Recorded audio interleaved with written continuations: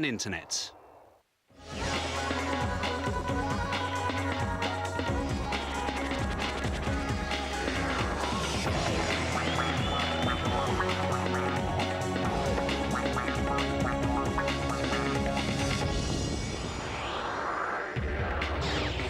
Hello, lightsabers at the ready for GamerTV. Coming up, Knights of the Old Republic face off against the Sith.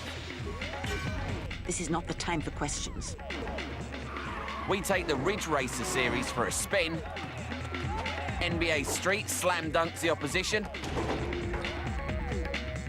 But before all of that, we're serving up a portion of sneaky stealth action, and Snake is on the menu.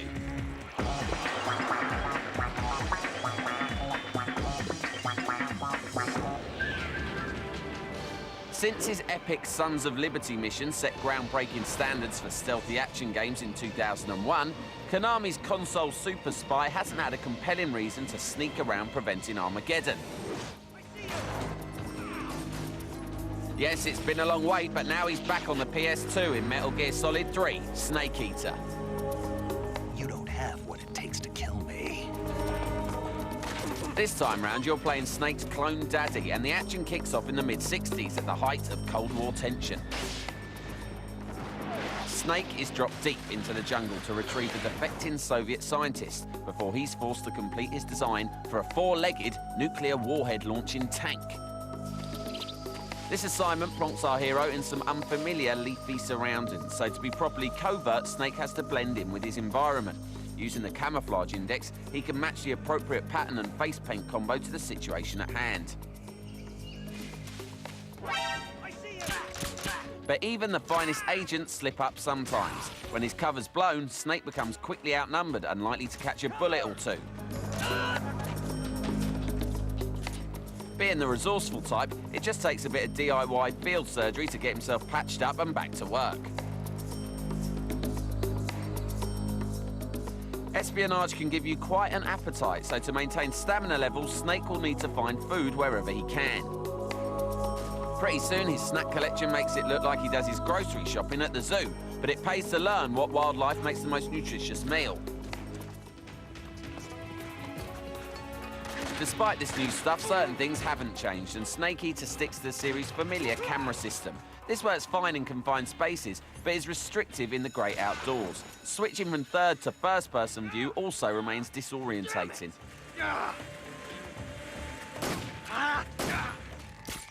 But there's plenty here that makes those imperfections easy to forgive. How does a bonus game where Snake has to round up Ape Escape's troublesome monkeys sound? This revealing chapter from Metal Gear's history has the right balance between beautifully cinematic storytelling and thrilling gameplay, making Snake Eater a compelling feast.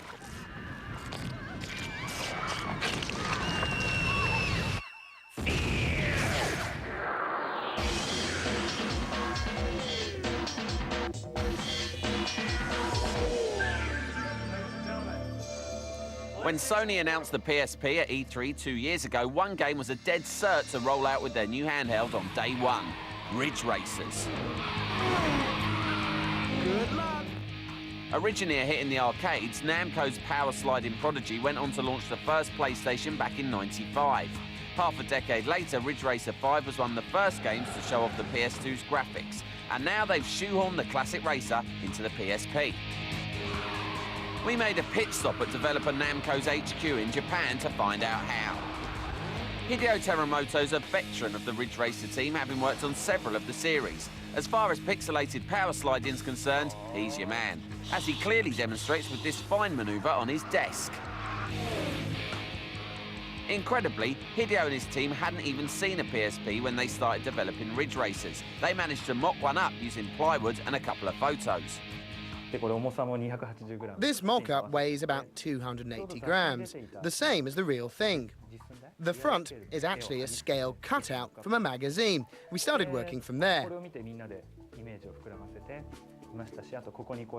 As you can see, these are the menu pages, and you can swap them around. It helped us a great deal to size everything up, and it won't cost a fortune if you drop this PSP on the floor either.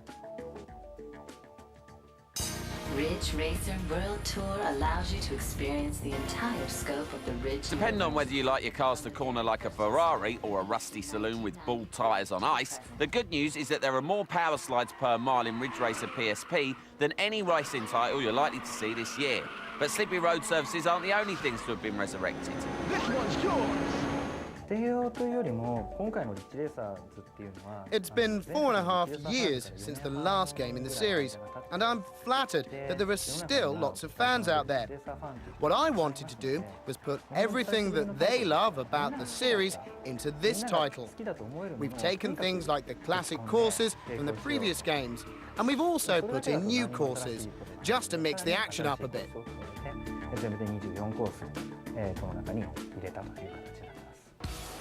Unlike Gran Turismo, where real cars are licensed and painstakingly modelled, Ridge Racer has always relied on the cheaper option, design your own motors. Actually, the design work is a collaboration between us and a person who designs the exterior for real cars.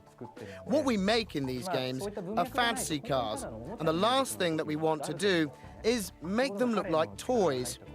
I think we managed to create a pretty good balance between fantasy and reality.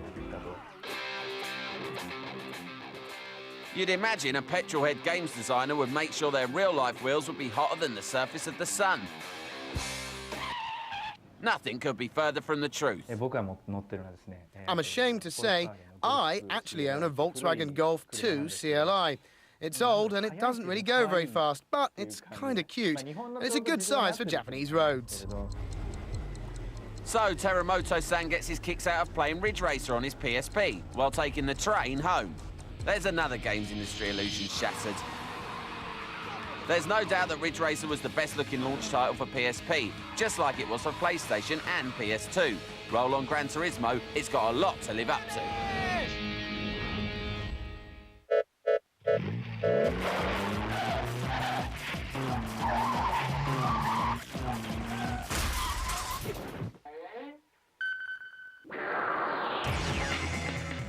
Next up, are you searching for the latest scoops from the world of gaming? Well, your quest is at an end. This is Spam Filter.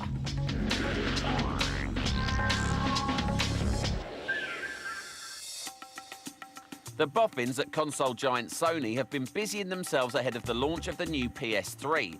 Although they've yet to show anybody what the machine looks like, they have given us a peek at its ultra-powerful cell chip. Rumoured to have more muscle than current PC processors, it will be at the heart of the new machine, which insiders reckon will be showcased in April. Sticking with Sony, while lucky Japanese gamers have enjoyed playing with the PSP since last December, European gamers will have to wait until the middle of this year to get their mitts on the thing. Sony is claiming a shortage of vital microchips has slowed down production of the new handheld, causing the delay. It's full steam ahead for the Halo movie. The cast and director hasn't been announced yet, but author and screenwriter Alex Garland, the brains behind The Beach and 28 Days Later, has been tapped for writing duties. Does this mean the movie Master Chief could be facing off against backpacking zombies instead of the Covenant? Love hurts, especially for the Japanese role-playing gamer who split from his girlfriend. The jilted bunny boiler deleted his online account for the MMO Lineage, destroying all of the virtual equipment and items he'd gathered in months of playing. The ex-girlfriend's been arrested for illegal use of a password and could face criminal charges. Looks like there's more than one way to hit a guy where it hurts.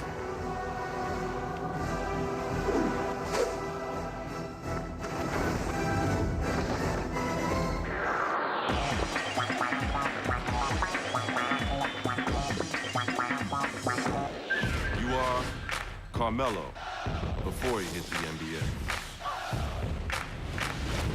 You are Baron before what he is today. You are...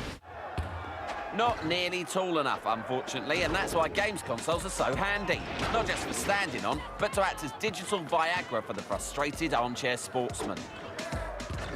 Take NBA Street V3, the latest edition of Electronic Arts' urban basketball sim. Doesn't matter what your level of talent, dedication or training, given 5 minutes you'll be pulling off perfectly timed special moves.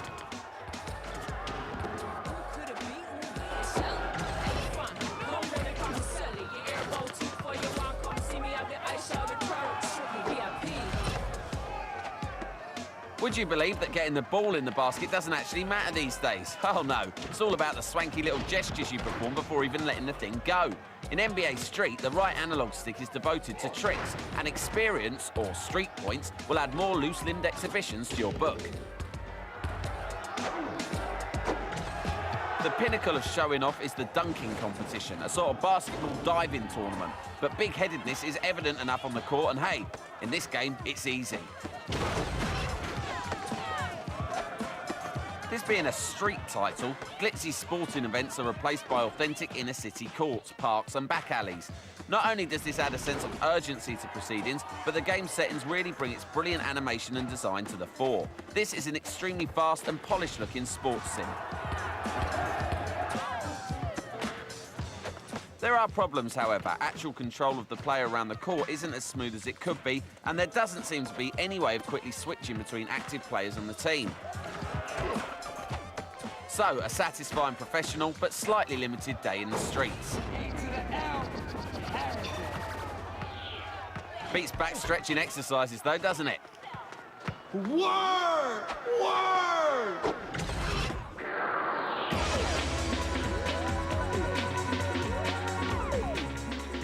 Still to come, Rainbow Six return and they can't stop themselves blowing things up. We discover how to make $1 million from video games. And we're resisting the dark side in Knights of the Old Republic 2. Don't go changing, see you on the other side of the break.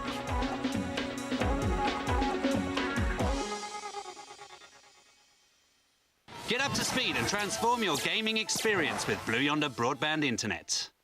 Somewhere in New York, Kill me! Bite me! Kill me! Bite me, please! there exists a secret organization dedicated to making films so bad Take 4, 5, take 6. they're destined to burn in motion picture hell. I think the scene went really well. I had a great time. I think we got some good stuff. Film Fakers, an actor's worst nightmare starts 5th of March at 9, only on Bravo.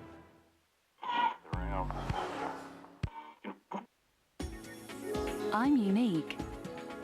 But when it comes to medical insurance, we all want to know the same thing. How can I get the right cover at the right price? By calling AXA PPP Healthcare right now. New customers could receive up to 3 months free cover.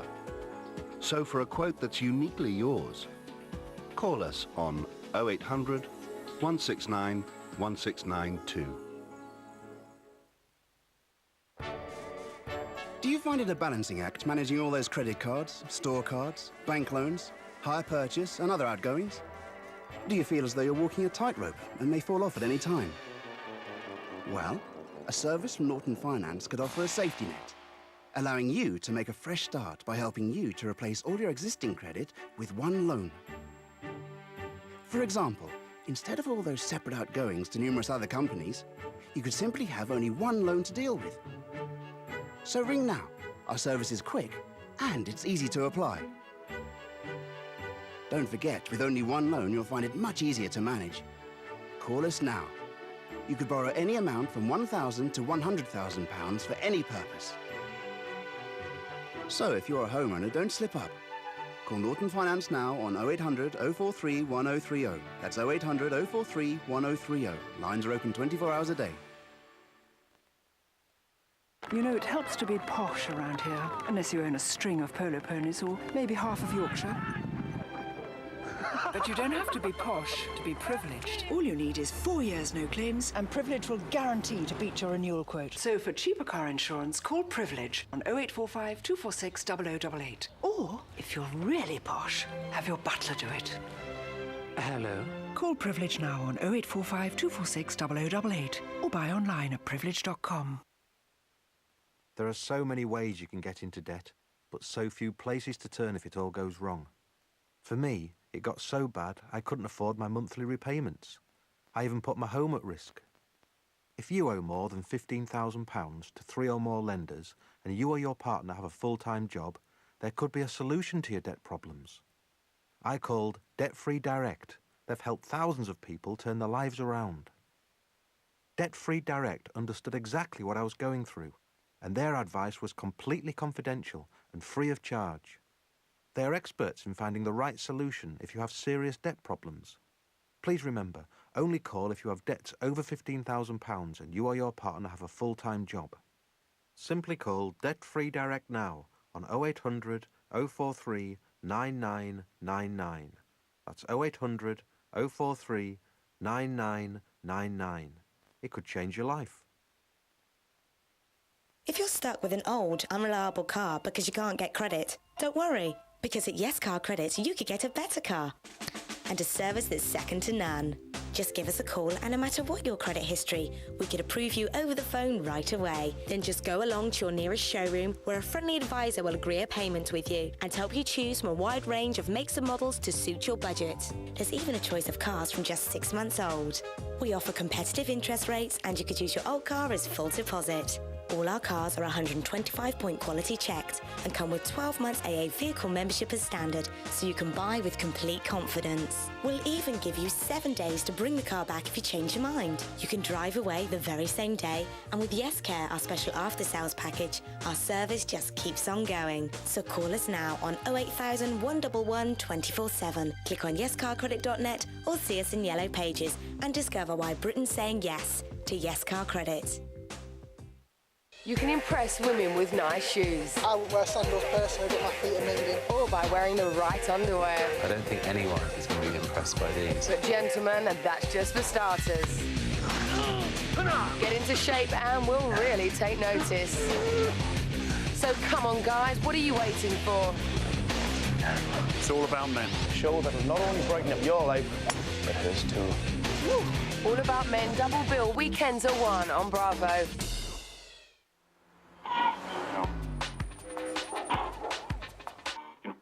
Get up to speed and transform your gaming experience with Blue Yonder broadband internet. Welcome back to GamerTV. Forget Star Wars Episode 3, we've got the real Jedi action right here.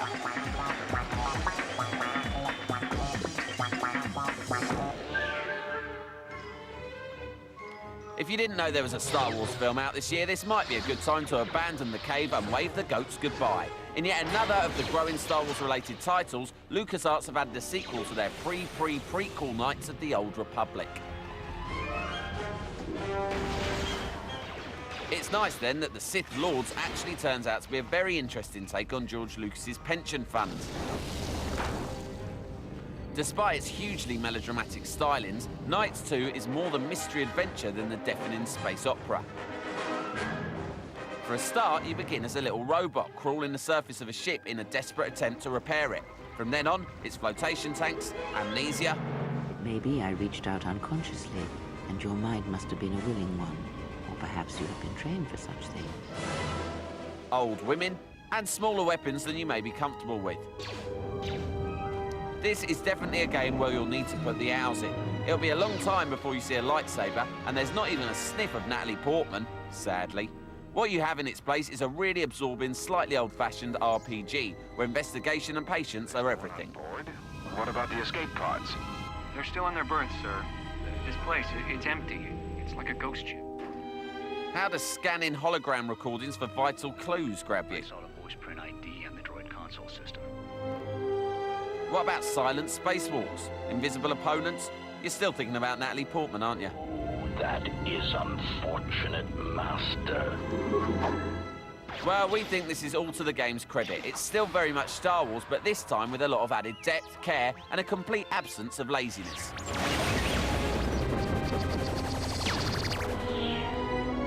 A fine sequel and a fine idea. Someone should tell George.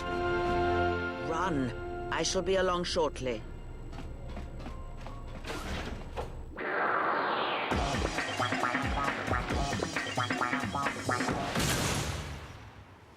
Long time no see, Jake.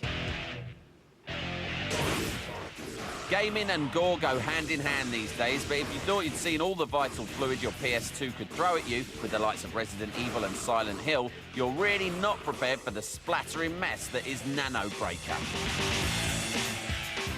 In fact, if it wasn't for the option to change the colour of the blood, the screen would be awash with crimson right now. Imagine all the spurting liquid you see here in red, and you get the unpleasant idea.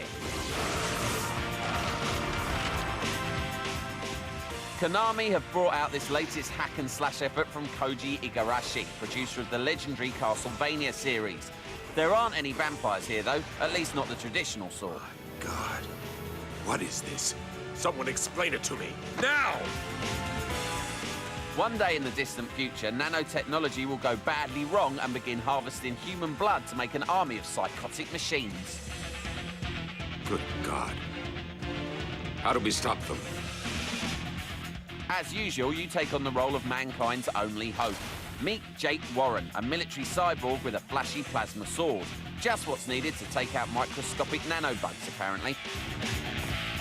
As you slice your way through the carnage, you'll collect power-ups for the sword that enable blade morphing combos that can be customised to your taste. Handily, it can also be used to lasso the mechanical monsters, bringing them close enough to be chopped up. The action is fast-paced, and we've come to expect, even quite enjoy, cheesy voice acting and arch-enemies with comically bland names. Keith, I knew you'd be here.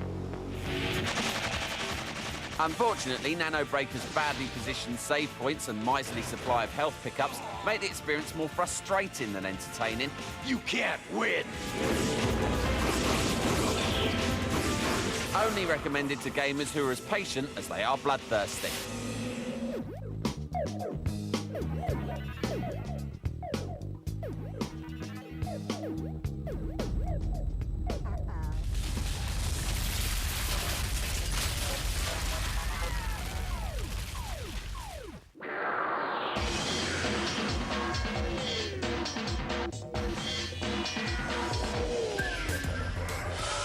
How many times have you settled down for a gaming session only to be besieged by an angry mob of parents, partners and other unhelpful types telling you to do something useful? Well, GamerTV can exclusively reveal how to get these Philistines off your back. So lock your bedroom door and listen up. Here are 5 ways your games habit could actually make you a living. Let's have a look at money-making method number 1. Okay, it's game time. This is Dan Chalco. He loves video games. He doesn't look cut out to be an accountant or a professional athlete, does he? So what does he do? Opens a video game store. We have a lot of cabinets. We have a lot of figures, toys, games. We're a unique store that a lot of people travel miles and miles to come see here in the United States. Some of the obscure stuff they stock sells for a ton. These models could run anywhere from $150 to $200. They get pricey. That depends on your skill level. Even so, owning a game shop is never going to earn you a fortune. To make a bit more cash, you'll have to have a special talent for really annoying voices. Howdy, how y'all doing? Yoo-hoo! My name's Charles Martinet. I'm the voice of Mario, and Wario, and Luigi, and Luigi, and of course, Baby Mario. Woohoo! Voice actors don't earn nearly as much as Hollywood stars. Still, it's enough for a nice pink house in a posh part of California. Mamma mia! Being the voice of Mario doesn't involve much playing games, unlike becoming a pro gamer.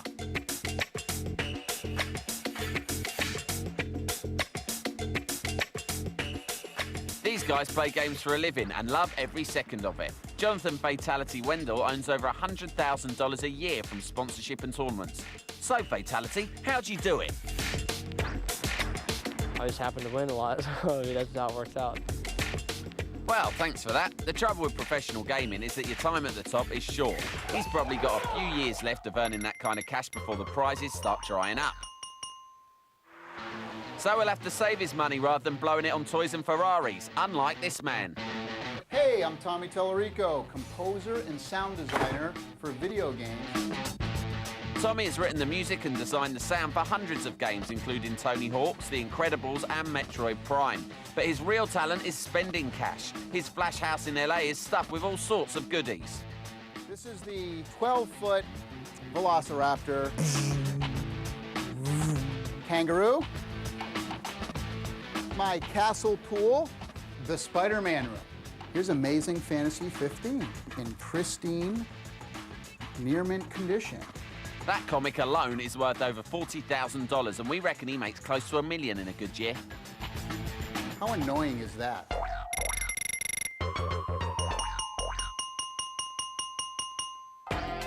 But if Tommy's trinkets aren't enough for you, then there's an even better way to make a living from video games. Simply design one of the biggest game series in the world. This is Will Wright, and he actually came up with two, SimCity and The Sims. By our calculations, that makes him richer than your average sports star. So what's he spend all the money on? This is the hatch off the Russian space shuttle. I've been collecting a lot of Russian space hardware. This is a cool little device that they would use to keep their muscles working. Large Russian space hammers. Can't be beat.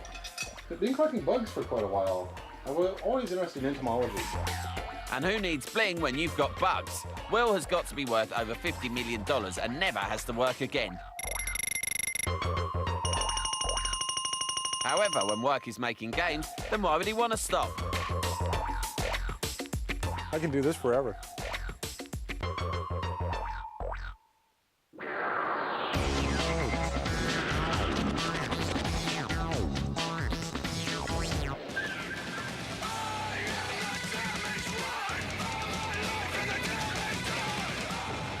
Ah, look, the tour bus explodes and the band is still playing. Seems like the Rainbow Six squad aren't the hardest people in the universe after all. Nevertheless, it's the Rainbow team who are having a brand new game based on them. You're watching early code here of the PS2 version of Rainbow Six Lockdown. And developers Red Storm are promising not only extensive multiplayer, but also a concession to the previous game's ferocious difficulty level. We spoke to associate producer Deck Waters. We really want to make sure that the easiest difficulty mode is very easy for the first-time player. But we know a lot of our fans are going to hop right in and want to just go with what they're used to. So with the normal difficulty mode, you'll be able to save the game anywhere you want to. You'll be able to see the enemies very easy. Then you'll have some auto assistance for your aiming. It's very subtle. You feel like you're better than you actually are as far as accuracy goes. And then in the challenge mode, that's hardcore. That's your thumb's ability to move around the screen and able to see the enemies and fire before they can fire at you. Red Storm also seemed proud of this new sniper mode, allowing the player to set and reset his nest for the best possible angle.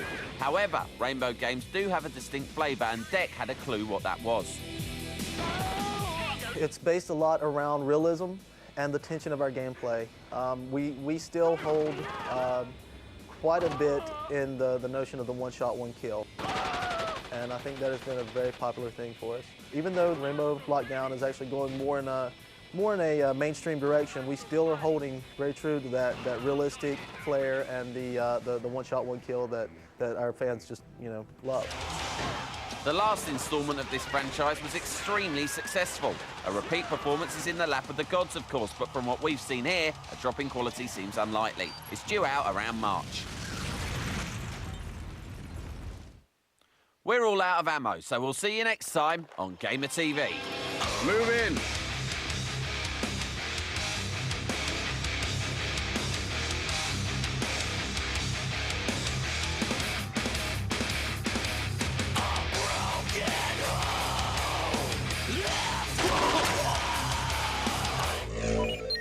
Long time no see, Jake.